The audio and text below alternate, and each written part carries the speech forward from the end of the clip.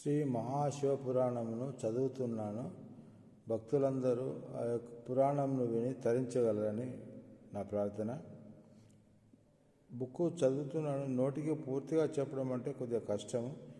కంటిన్యూస్గా ఈ యొక్క వీడియోని చూడడం వల్ల బుక్ చదివిన వారితో సమానంగా మీకు జ్ఞానాన్ని లభించే ఆస్కారం అనేది ఉంటుంది.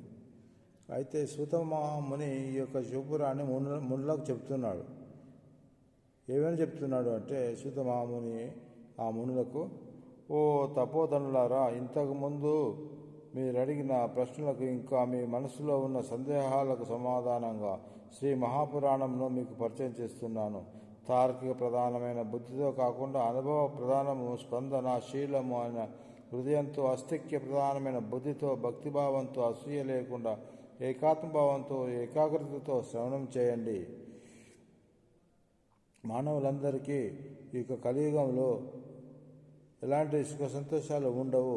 ప్రకృతిని శక్తి స్వరూపంగా ఎంచరు, భోగ సాధనంగా భావిస్తారు. ఆ కారణంగా ప్రకృతి సహకరించదు. ప్రకృతి పురుషుల మధ్య సామరస్యం లోపిస్తుంది, సమన్వయం ఉండదు.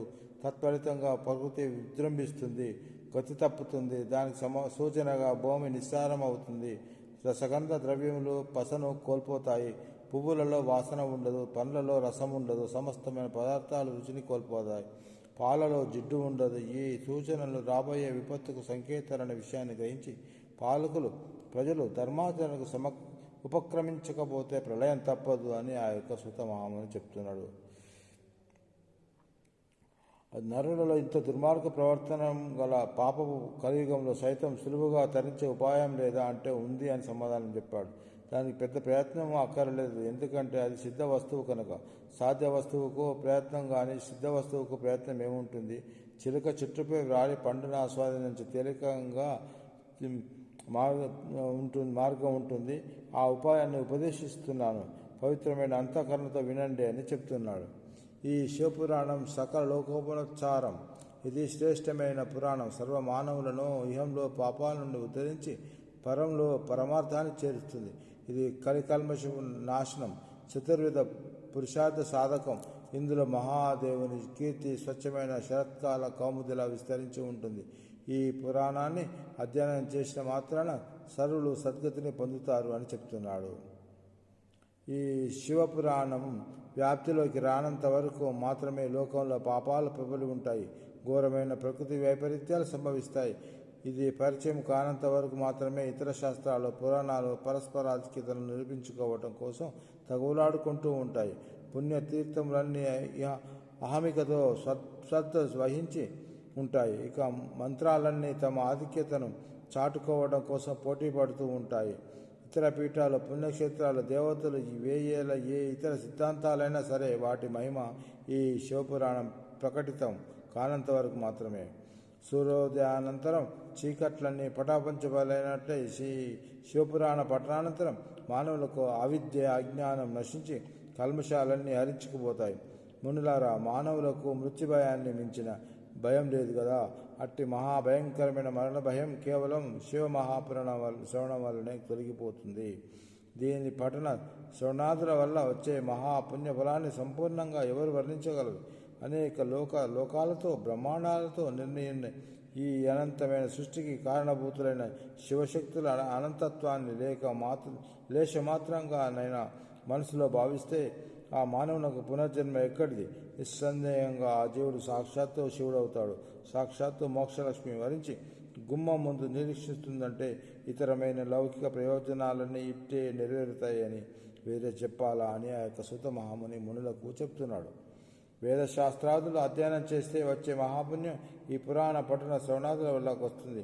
తపోధనులైన మహామునులారా, ఒక్క మాట చెప్తున్నాను, విశ్వాసంతో వినండి. సమస్తమైన వేదశాస్త్ర, పురాణ, ఇతిహాస, మంత్ర, తంత్ర, జప, తప, ధ్యాన, యోగాదుల సారభూతమైన జ్ఞానం ఏదైతే ఉందో ఆ జ్ఞానం యొక్క స్వరూపం ఈ పురాణం. పాల యొక్క సారం వెన్న కదా, అలాంటి వెన్నముద్ద ఇది. క్షీరసాగర సారం అమృతం, అట్టి అమృత భాండం ఈ పురాణాన్ని గృహంలో భద్రపరిస్తే చాలు, అమృతుడవుతాడు. ఈ మహాపురాణంలోని ఒక్క శ్లోకాన్ని పఠించిన, కనీసం భక్తితో నమస్కరించిన సర్వదేవత పూజాఫలం లభిస్తుంది.